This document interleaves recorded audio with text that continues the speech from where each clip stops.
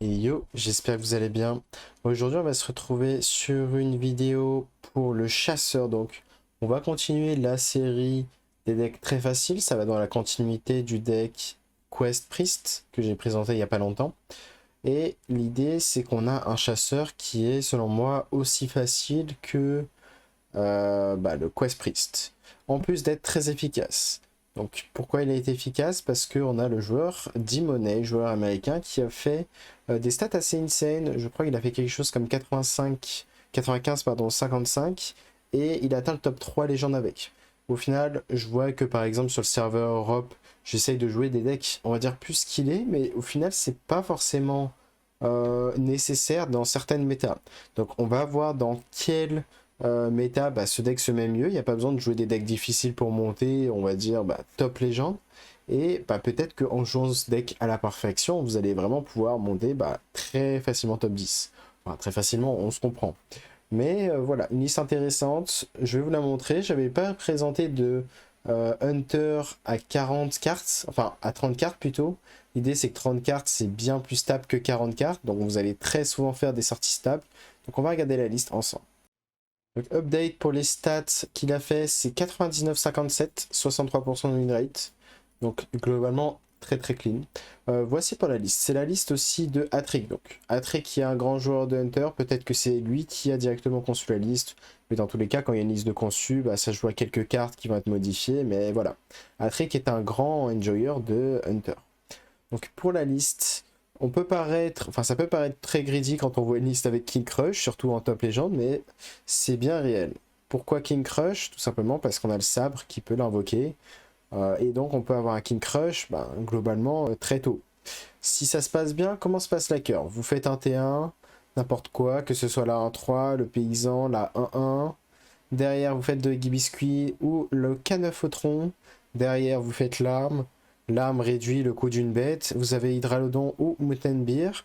Et ce que j'aime bien avec une liste 30 cartes, c'est que vous augmentez vraiment vos chances d'avoir une de ces cartes-là.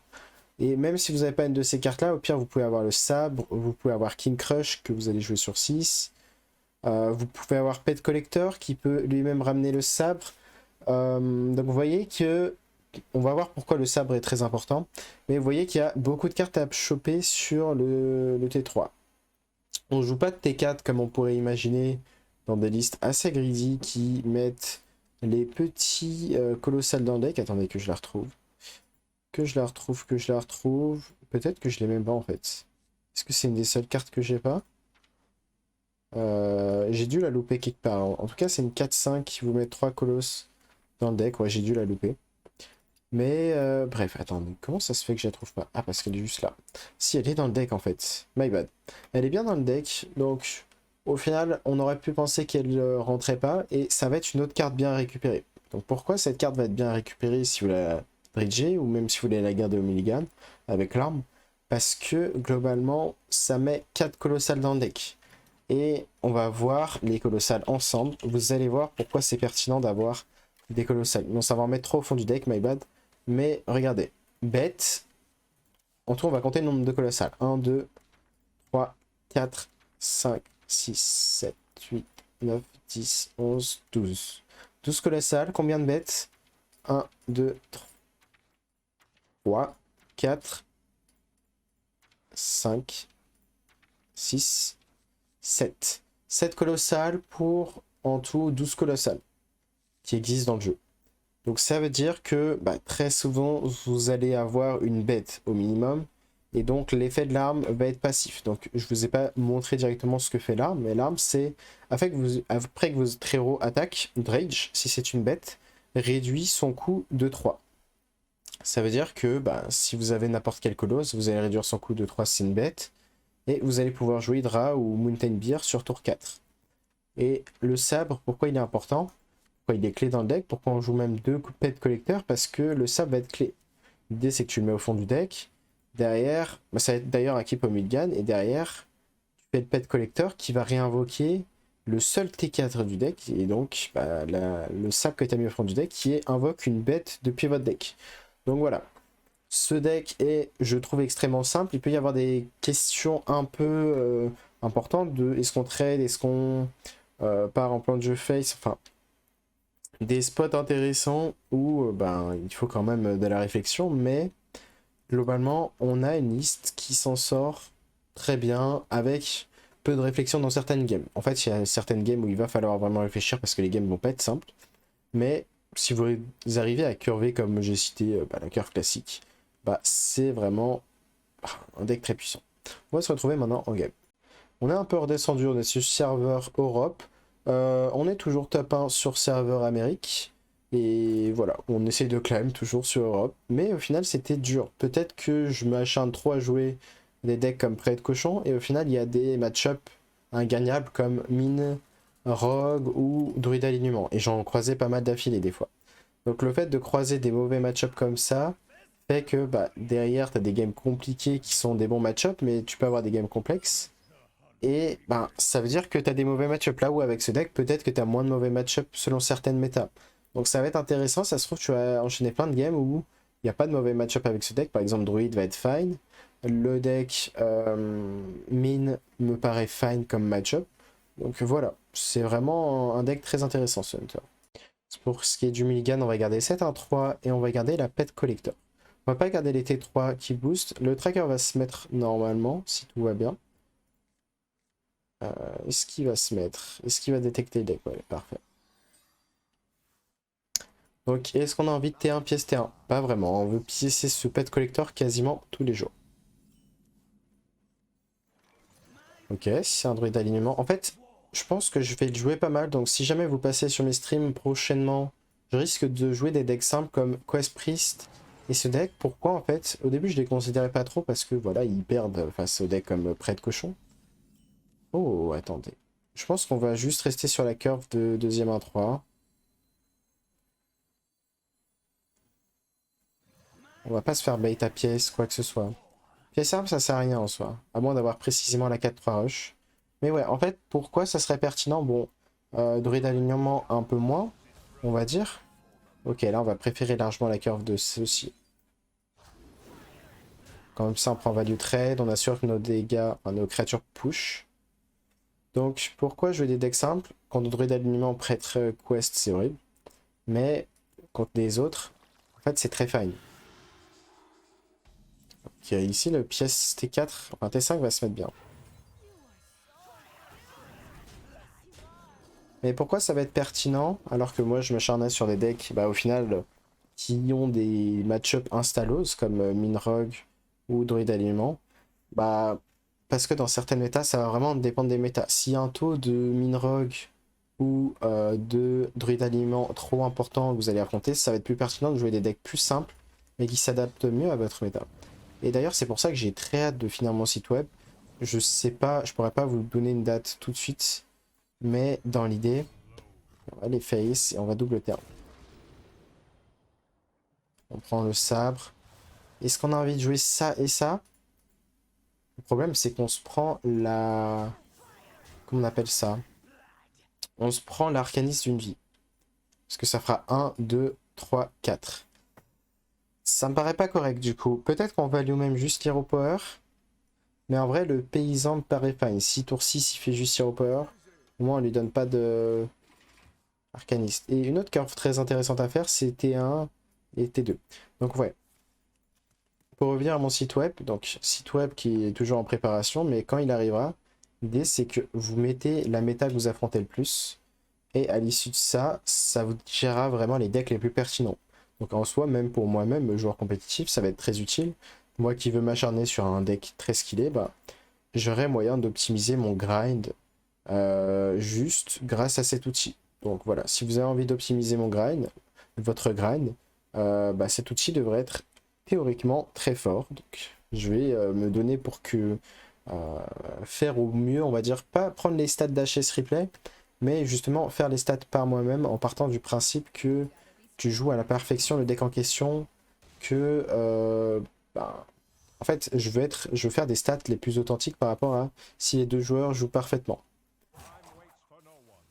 Donc ça va vraiment être différent d'HS replay, dans le sens où je veux que les stats soient bien plus pertinentes. Ok, on va mettre ce sabre. On va l'invoquer un Il y a peu de choses qu'il ait le silence. J'aime bien. Et peut-être même qu'on va chercher le Revive Pet. Donc on va taper Face first. On va prendre Mountain Beer peut-être, c'est encore mieux.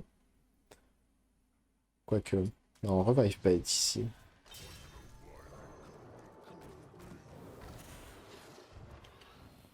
On prend le Value Trade. On va Face. On voit, on se mord vraiment. Puis même s'il arrive à gérer, avoir le sort à 7, 1, 2, 3, 4, 5, 6, 7. Il y a une 1, 3, une 4, 1. Alors, un réflexe que j'ai donné à un des élèves que je coach récemment, c'est de toujours jouer autour du meilleur tour adverse. Ça implique de connaître le deck adverse, évidemment. Mais par exemple, là, je tourne automatiquement autour du sort à 7. Sort à 7 qui est, selon moi, le seul sort qui te fait revenir potentiellement dans la gamme. Du moins, ne pas mourir instantanément. Et de cette manière-là, vous allez voir que vous allez anticiper très facilement le prochain tour. Plutôt que d'être passif et de dire ah, je vais attendre de voir ce que fait mon adversaire. Bah là, vous tournez autour du meilleur tour possible. Comme ça, vous avez des coups d'avance. C'est-à-dire, ok, il va faire ça et peut-être même que vous allez réussir à anticiper dans 2 tours ce que vous allez faire. Donc là, sur le sort à 7, je sais qu'il me reste une 4-1, une 1-3. J'ai 5. Donc plus de 7. Hero Power 9. Et si on trouve l'arme, est-ce qu'on a moyen? On n'a pas de mana, il nous manque 2 de mana. Donc voilà, un tas de réflexions que vous pouvez avoir en anticipant pardon, à l'avance.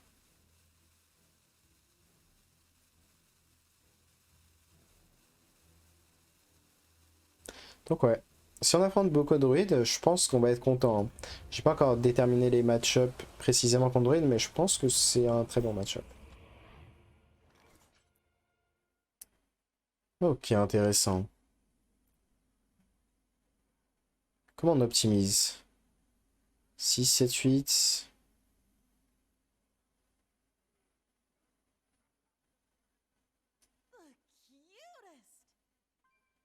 4, 7...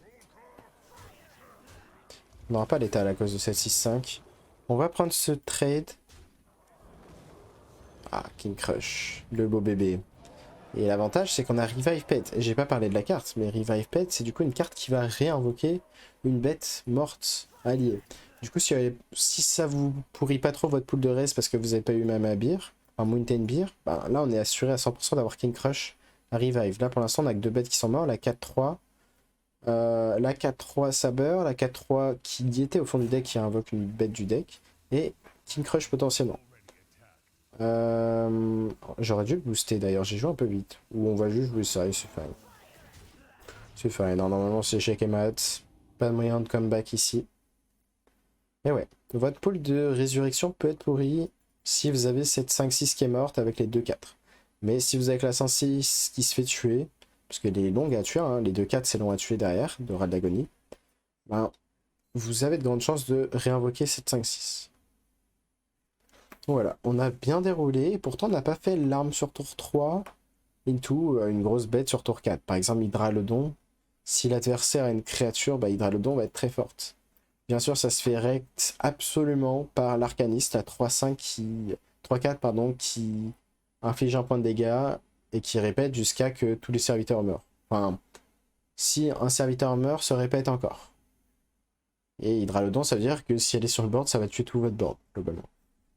Du moins faire 6 d'AOE. Parce que le temps que 7-5-5 meurt, et si vous avez King Crush par exemple, il reste en vie. Il va avoir un gros ton, mais là ce qu'on peut faire c'est... Est-ce qu'on a l'étal sur le board? Peut-être pas. 5, 8, enfin dans tous les cas, ici on va faire ça. Revive Pet, vous voyez que c'est un 100%. Il ne peut pas qu'on cite. Tant pis. On aurait pu gagner quelques secondes de notre vie. Mais voilà. Tuer le King Crush et si c'est pertinent, ça revient à pusher 16 de dégâts en un seul tour.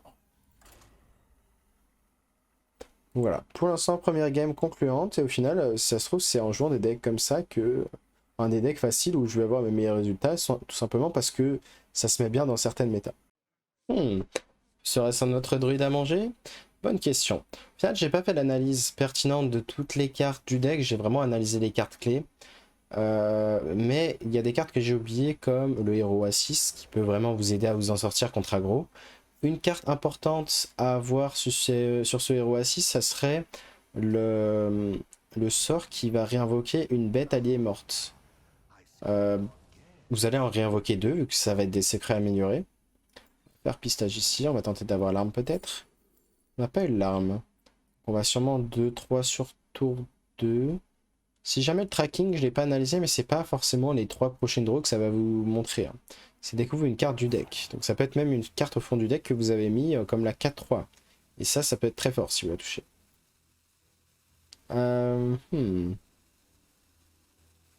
Peut-être un pistage numéro 2. Hein. On a envie de choper l'arme. Même si on va faire ça sur 2. Si on a l'arme sur 3, c'est vraiment bien.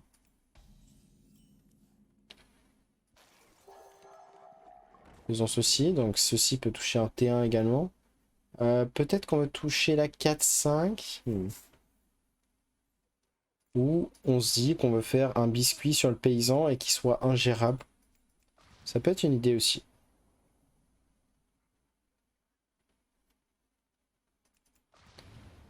Donc ça va être la prochaine draw. Non, en vrai, go pet collector.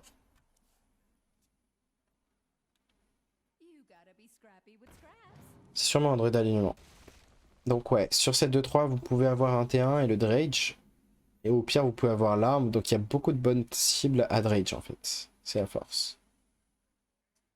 On va redrage ici. Enfin, on va pas Drage, mais faire ça. Doggy biscuit pour l'échanger, j'imagine. J'ai envie de jouer ce paysan. Et j'ai envie de trouver mieux. Donc on va juste value trade ici.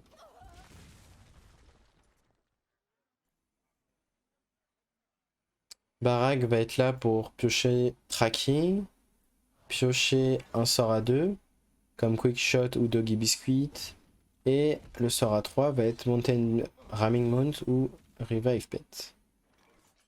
Ok, ici on va juste T1 T1 hero power. Donc là c'est le genre de sortie très lente où druid peut vraiment s'en sortir. Parce qu'on a... On a manqué les cartes clés. Comme l'arme. Comme la 4-3 sabre. Et d'une sortie vraiment explosive à base de T1 et buff, par exemple. Donc là, on voit qu'il a vraiment déjà stabilisé. Je arrive à reconnaître assez vite hein, que la game a de grandes chances d'être perdue. Après, on sait jamais. Hein, peut-être qu'on peut faire de la magie avec nos bêtes, mais peu d'espoir pour être honnête. Ça impliquerait quoi? De piocher l'autre pet collector? Peut-être.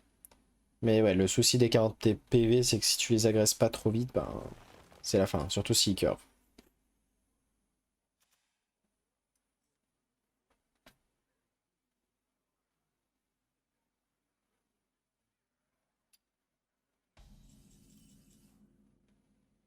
Ok.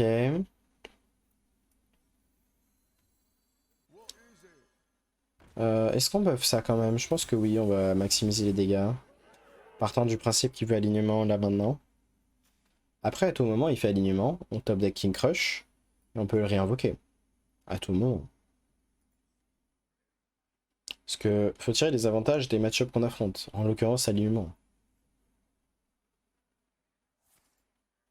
Ok, King Crush. It's time. On peut piocher 2 cartes en plus.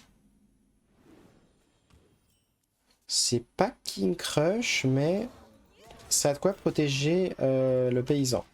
Après, bien sûr, s'il a quelque chose comme Onyxia, bah...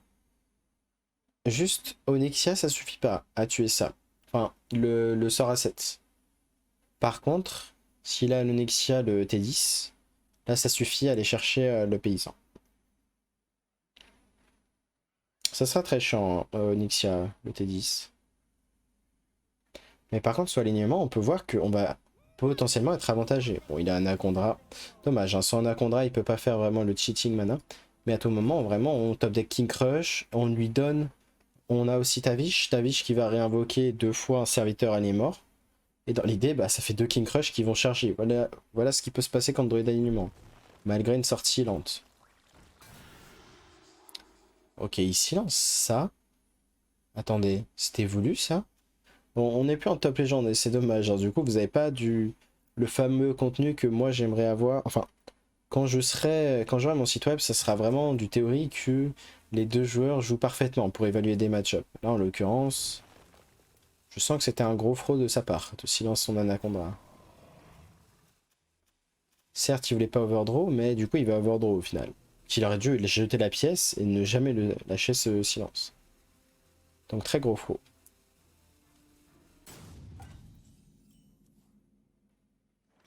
Ok, ici, on va prendre ce trade, j'imagine.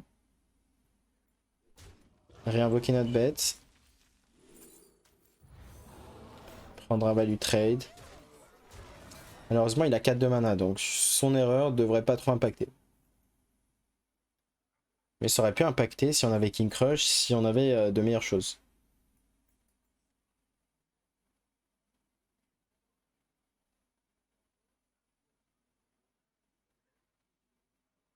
Donc une carte qui peut pourrir également votre pool de résurrection, c'est Hydralodon. Le problème, c'est qu'une fois que les 3 meurent, elles meurent, elles meurent. Du coup, votre pool peut vraiment être pourri. De bêta réinvoquer. Mais très souvent, si vous faites Hydralodon très tôt, bah vous êtes bien. Ah, il a 2 sorts à 7, ça te champ. Du moins, il va falloir vite piocher King Crush. Ouais. C'est dommage, hein. C'est très rare les parties où on profite pas du sabre. Parce que le sabre, c'est vraiment la carte clé et on joue beaucoup de cartes autour justement pour aller la chercher pour Dredge. On voit, il y a l'arme qui Dredge, le K9 au tronc. Okani peut être très clutch également contre alignement, hein. Il fait alignement, tu fais Okani, bah du coup si t'avais du board, bah tu lui bloques un tour.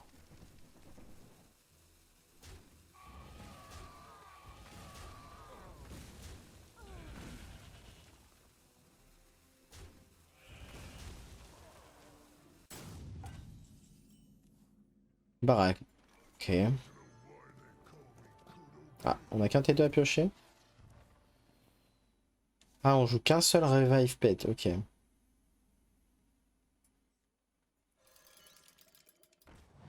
J'aurais dû trade ça first ou pas? Non, c'était fine comme ça. Tavish, ok. Donc là, à tout moment, on a le spot que j'ai dit. On va Tavish, avoir la réinvocation pour réinvoquer King Crush. Et l'idée, c'est de piocher King Crush maintenant. Là, c'est le plan de jeu.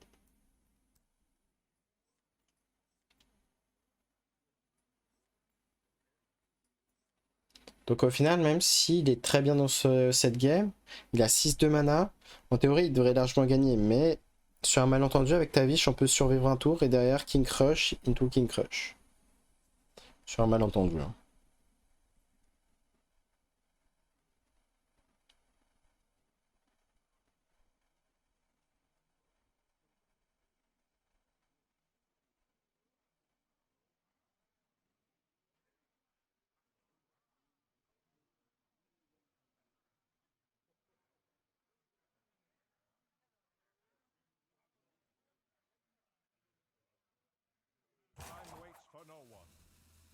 En plus, on a plus que 14 cartes. Je viens de tilter. Et on a donc 12 cartes à piocher. Donc, vu qu'on ne peut pas faire quick shot pour piocher une carte supplémentaire, on a globalement 2 draws.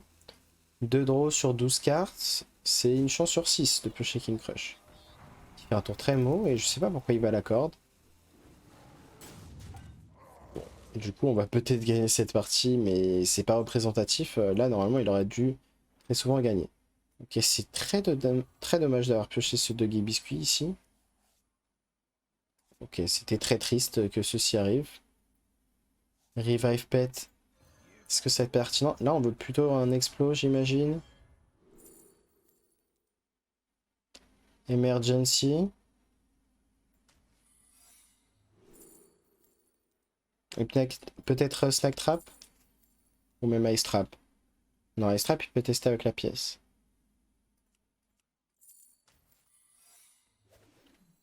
Est-ce qu'on veut du coup juste invoquer une bête ou on reste sur notre plan de jeu d'aller chercher King Crush? Le truc, c'est qu'on pourra pas se vider la main. Donc statistiquement, il faut exactement top deck King Crush pour que ça marche. Donc. Ah. Écoutez, on va prendre ça, hein. Et on cherche pas à le réinvoquer, donc on va juste trade ça.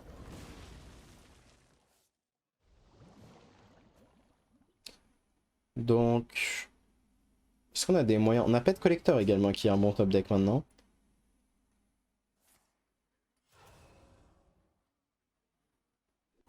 Mais ouais, on dirait qu'il tente de nous donner la game.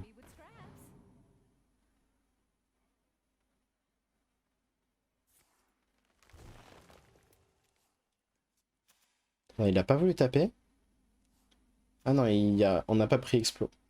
Pourquoi je pense avoir pris Explo? C'est parce que c'est le plan de départ.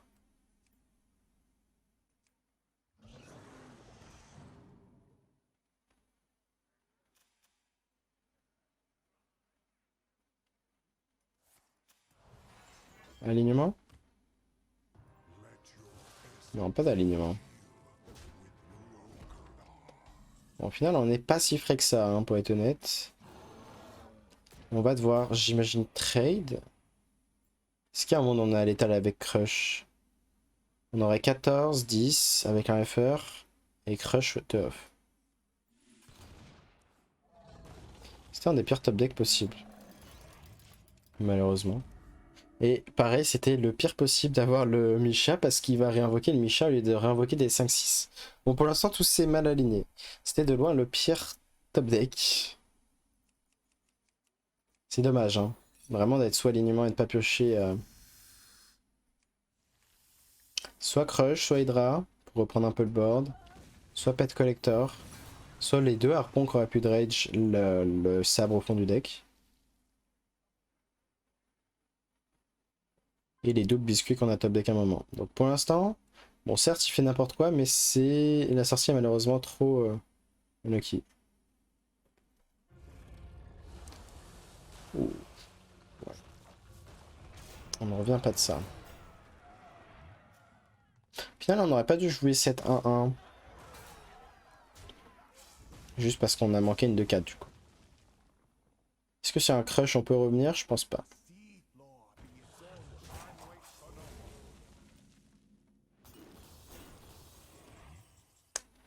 Et on peut même pas tuer notre propre créa. Dommage, il nous fallait une charge pour tuer ça. Tu crois qu'on est mathématiquement mort sur le board ou pas? Non, il lui faut un autre Scalophonic Shea ou un Rush. Dommage.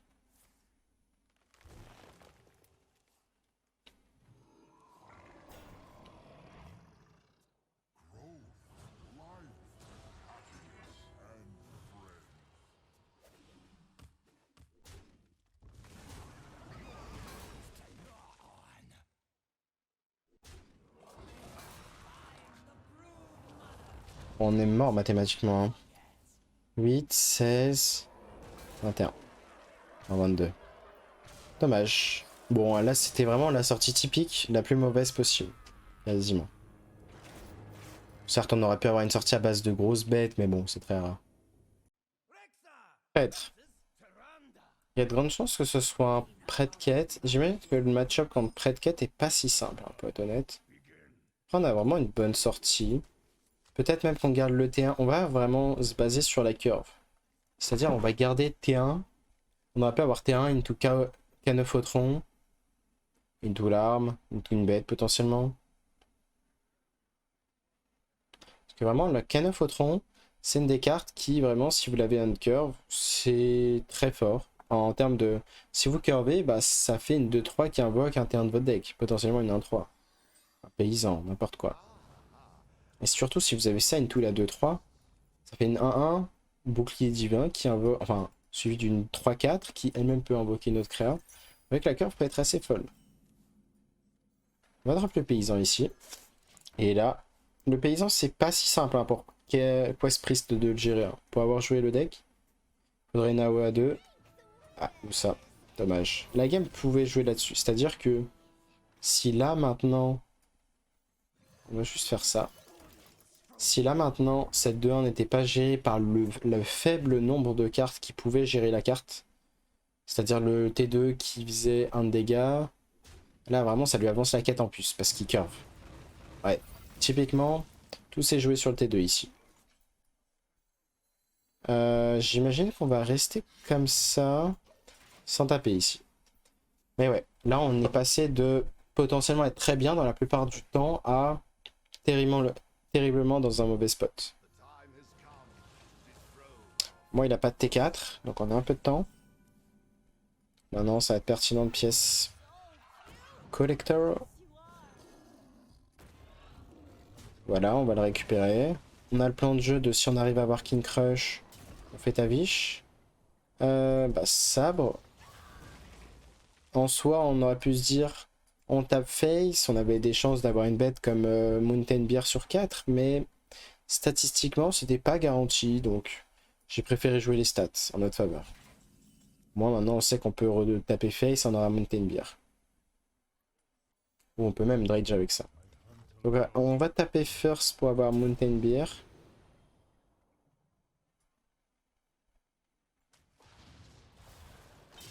On va faire ça. Revive Pet me paraît fine. On va dredge le fond du deck. Le biscuit qu'on pourra échanger pour potentiellement avoir Mountain Beer. Et on joue 7-4-3 ou on a peur du silence? On va la jouer. Même s'il n'y a rien sur quoi rusher. L'idée c'est que s'il a envie de faire une... C'est fine. On va juste tuer la 1-4 ici, c'est fine, c'est fine.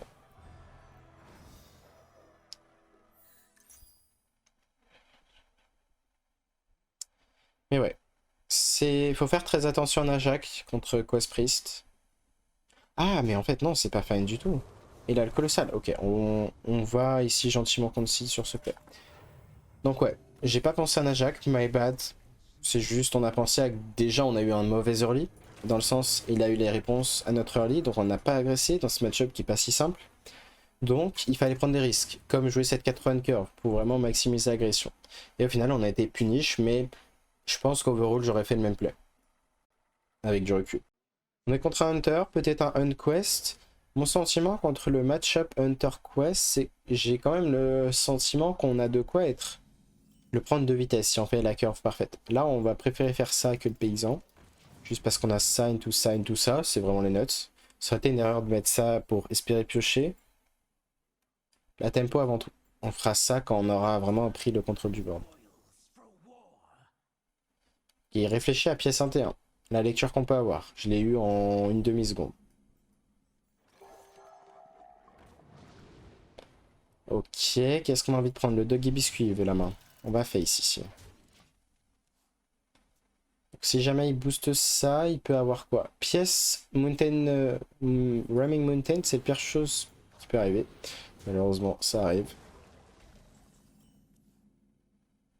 J'imagine qu'on va juste faire ça et pré-shot. Lui, il va également pré-shot à son tour, j'imagine. Mais on devrait avoir le trade derrière.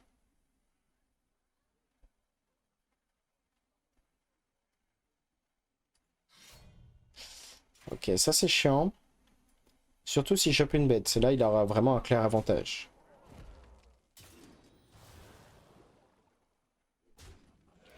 A voir si on fait ambassadeur. Peut-être qu'on ambassadeur. Ouais, je pense qu'on va le faire ici. On prend le value trade sur ça.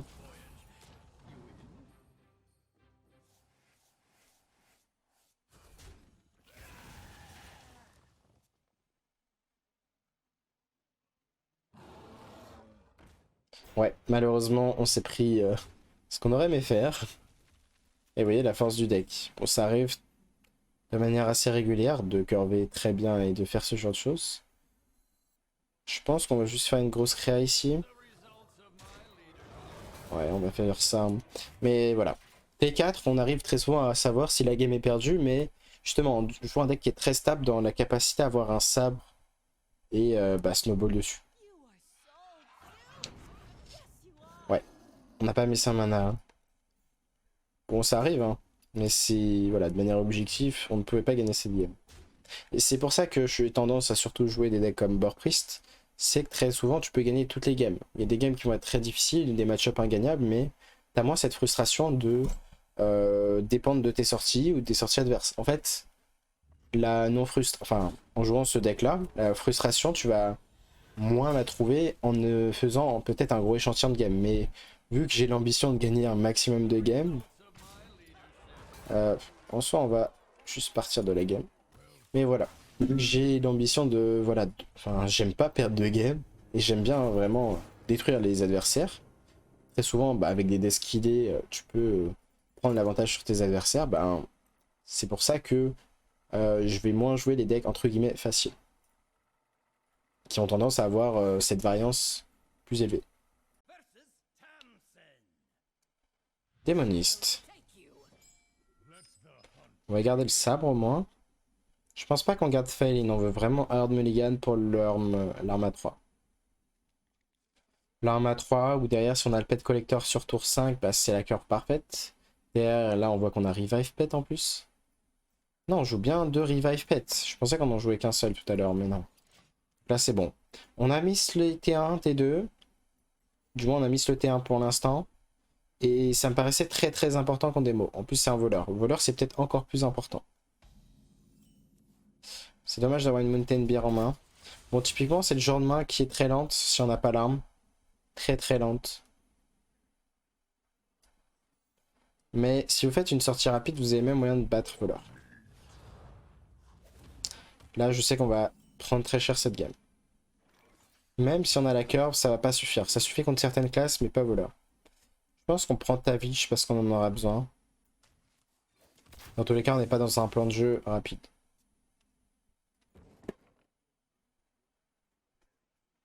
Une des pires créatures à invoquer sur une bête que vous invoquez depuis votre deck, c'est l'Hydralodon. Parce que vous ne donnerez pas rush à vos 3-1.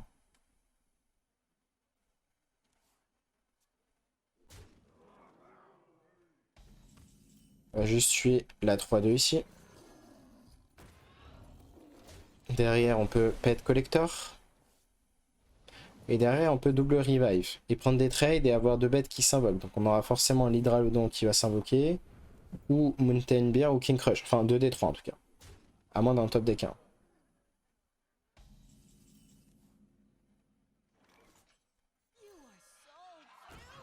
On va voir ce qu'on a ici. Ça va. Mountain Beer, ça va.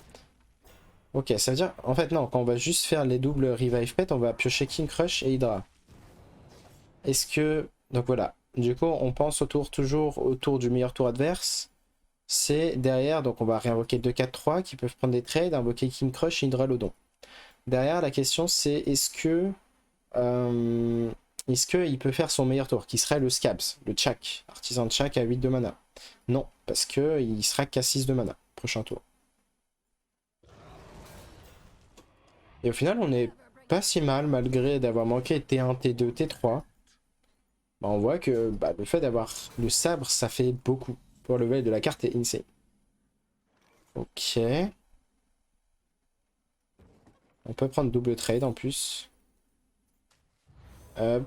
C'est vrai qu'on aurait pu miss 7-4-3. Ok. Ça suffit à gagner. Voilà, au final, on voit que c'est très simple. Il n'y a pas beaucoup de réflexion à avoir. Enfin, du moins que des decks comme Borkfist, largement. Démoniste. J'aurais tendance à dire que si on affronte vraiment un démoniste, ça peut être un voleur, hein, mais si on affronte un démoniste, le match-up va être fine. On va garder ce T1 parce que la curve T1 into la 2-3 c'est fan. Si on pioche l'arme, on est content. Biscuit, on est content.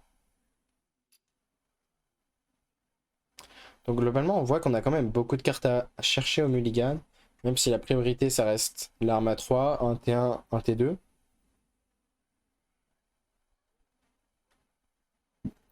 De là viendrait la question, est-ce qu'on a envie de garder Pet Collector? Dans les match-up un peu plus lents peut-être. En fait, ça dépend. Il y a des match-up où on veut vraiment agresser et peut-être Pet Collector n'est pas un keep. Par exemple, on préfère largement chercher de l'arme et une curve T1, T2. Par exemple, des decks qui pourraient pas gérer un paysan sur tour 1, comme prêtre, ça va être très très pertinent de mulligan pour un terrain. Donc, il y a vu le play, c'est un voleur hein, tous les jours. Mais si jamais la gamme dure, voilà, contre voleur, on peut vraiment faire Tavish into Mountain Beer et on va invoquer 2 Mountain Beer. grâce au secret manœuvre. Là, faudrait top deck un truc de jouable. Malheureusement, on n'a rien de jouable. On a 1, 2, 3, 4, 5, 6, 7, 8, 9. On a quand même 10 cartes injouables hein, sur le spot. Ah, dommage. On a enchaîné les draws de cartes injouables. 3 d'affilée. Donc c'est pour ça qu'on se permet de jouer des cartes aussi greedy, aussi late game, aussi chères. Parce qu'on a beaucoup d'early normalement, mais ça arrive de miss l'early. Après il a pris cher en termes de dégâts. Hein. Il a double gnoll, c'est ce qui fait qu'il est très bien dans la game.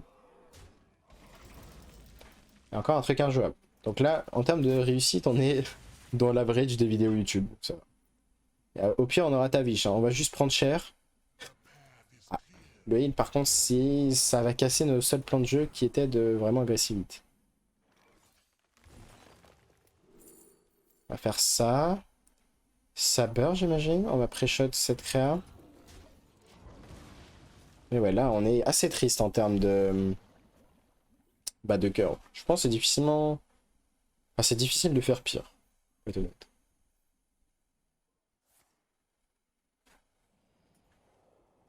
Surtout qu'on est presque mort. Donc là, ce qu'il faut exactement... On va peut-être abandonner le plan de jeu de... Comment on appelle ça?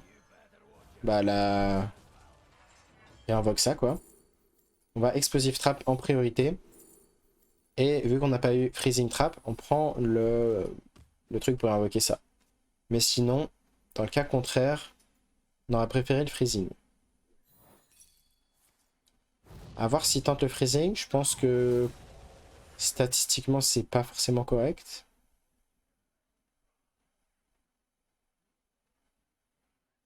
On espère qu'il respecte Freezing, hein, vraiment. On l'espère vraiment, sinon on a juste perdu. Donc là, il se doute que c'est pas Ice Trap, il le sait. Et du coup, il va, j'imagine, pas taper. Et du coup, on économise des PV, là où il aurait eu plus gagné dans le cas contraire. Pour l'instant, il est persuadé que c'est un freezing, donc peut-être qu'il peut même pas aller chercher cette Mountain Beer. Le principal souci maintenant, c'est le Scabs. Le héros à 8 fait qu'il gagne instantanément la game. S'il peut le jouer, à partir du prochain tour. Test pour réinvoquer une 6-6, ok.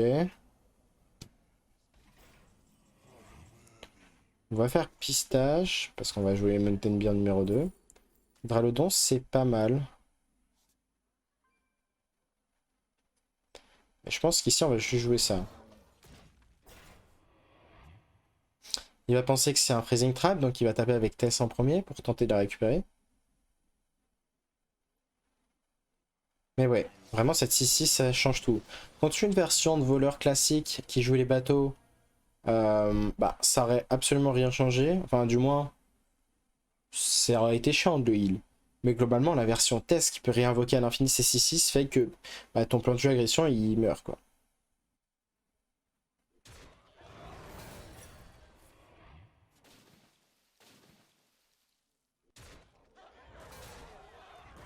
Ok.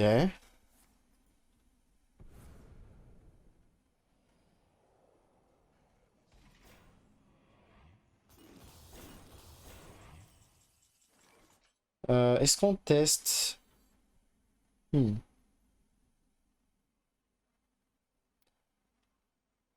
Est-ce qu'on a envie de tester serviteur ou pas? C'est jamais un serviteur. Dommage. Pourquoi j'ai pris ce risque? Parce que si jamais... En fait, à sa place, j'aurais pris sort. Après, en vrai, on a peu de sorts dans le deck. Mais, on va dire, serviteur, on a beaucoup de terrain pour tester. Et du coup, je me suis dit, bah, par principe, il va pas prendre serviteur.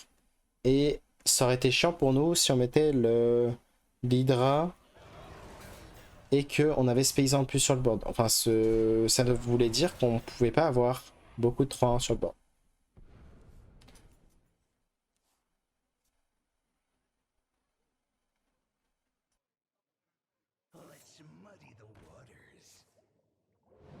On voit qu'on a quand même un board très chiant pour lui. C'est-à-dire qu'on est en train d'affronter Tess qui réinvoque des créatures à l'infini, qui fait que là les value trades sont insane pour lui. Parce qu'on va le réinvoquer. Là on peut pas chercher cette 6-1. C'est assez terrible. On va juste prendre ce trade. On va prendre ce trade. On aurait dû faire Revive Put avant de prendre ces trades. Hero Power. On aurait dû faire l'Hero Power avant aussi. Bon, beaucoup de petites imprécisions, my bad. Qu'est-ce qu'on veut aller chercher? Test pour pas qu'il lâche Shadow Step, je pense. Là, on est dans un plan de jeu vraiment contrôle. Est-ce qu'on va même jusqu'à trade quelque chose ici? Peut-être si on reste dans le plan de jeu contrôle. Peut-être plutôt Locani ici. Pourquoi Locani? Parce qu'il y a aussi l'artisan Scabs. Il peut jouer Locani dans le même tour et c'est chez Kemat. Enfin, c'est très chiant. Bon, démon, j'en ai mort. De toute façon, on donnait pas cher de notre peau pour cette game. Il fallait qu'il ait exactement double stat pour finir la game et voilà. Dommage. Ok, contre un druide, on va rien garder ici, évidemment. On cherche la curve. Peut-être qu'un jour on aura vraiment une curve, vraiment on aura l'impression d'avoir fait les nuts absolus. Après peut-être dans une des games qu'on a fait, en fait non, je sais pas. On n'a pas fait les nuts absolus comme le Mirror de Hunter qu'on a affronté, on n'a pas encore fait une seule fois ça. Et pourtant ça arrive assez souvent. Hein. Enfin, quand je voyais les joueurs que je regardais... Ah. Wesh. La partie est perdue sur ce tour 2. On va faire ça first. On va prendre ça. On espère que ça puisse prendre le trade sur le board. Bon, du coup, c'est peut-être pas perdu si 7-1 peut contester 7-2-1. Mais le paysan qui pioche, c'est très chiant, pour être honnête.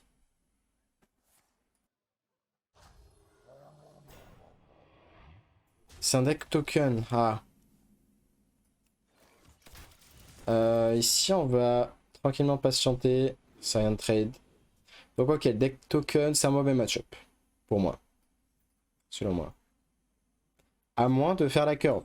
Si on avait fait la curve. En fait, il faut pas miss la curve, c'est ça. C'est juste on a miss la curve. Et derrière, il a eu le paysan qui va snowball. Le paysan qui n'est pas tué, c'est fini. Là, dans le spot, en l'occurrence, c'était fini.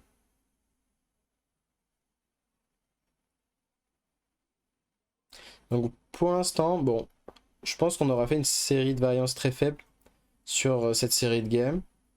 Enfin, c'est même sûr, en vrai. Je pense que vous aurez de meilleures games de votre côté, statistiquement.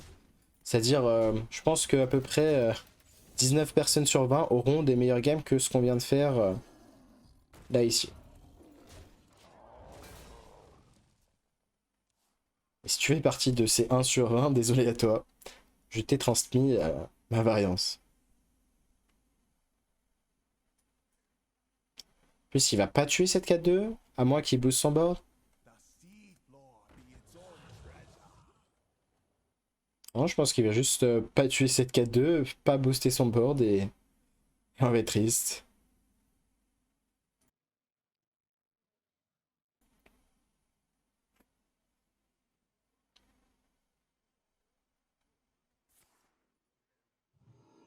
Ouais. C'est bien vu de sa part. C'est pour ça que je joue pas les decks. Est-ce qu'on a vraiment envie de booster ça? Non, on va juste faire ça, on va prendre spell. Donc ouais, c'est pour ça, moi j'ai cette frustration de... Faut vraiment faire beaucoup de games pour équilibrer cette variance, là où avec les decks skillés, très souvent, bah si tu joues mal, bah c'est ta faute. C'est pour ça que je priorise ces decks. Spell. Et vraiment, il y en a qui vont pas avoir ce côté... Enfin, cette frustration de jouer des decks faciles et, bon, on va dire, de perdre autant. Mais pour ma part, voilà, j'ai envie de gagner. J'ai pas envie de devoir attendre que la variance s'équilibre. Après, bon, faut savoir être patient de Hearthstone. Hein.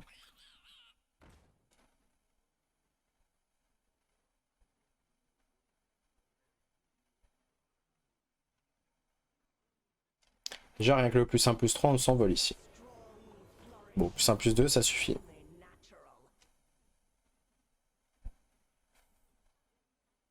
S'il prend le trade, ça nous va. Hein.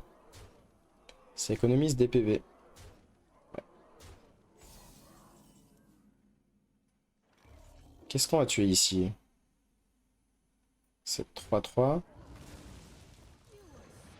Revive Pet, et encore, on n'est pas sorti d'affaire, hein, même si on a la 5-6. Une chance sur deux.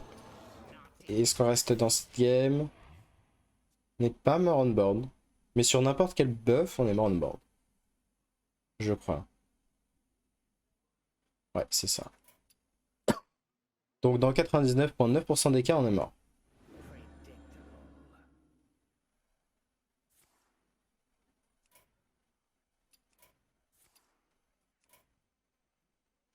Il cherche le létal. En soi, il n'y a que saut de sol, le Herald of Nature numéro 2, mais bon, statistiquement, il y a peut-être peu de chances qu'il l'ait en main. Et le sort à 4. Ah, il y a ça aussi. Dommage. Bon, pas concluante en termes de victoire, mais je connais le potentiel du deck, et pour avoir vu des joueurs le jouer, le deck est très fort. Et puis même en soi, on a juste été dans une variance très faible pour cette game. Donc voilà, je le jouerai en stream quand même, malgré mes stats, je m'arrête pas à ça, moi je m'arrête au potentiel du deck, et il en a très clairement. Sur ce, je vous dis à très bientôt pour une nouvelle vidéo, et tchuss.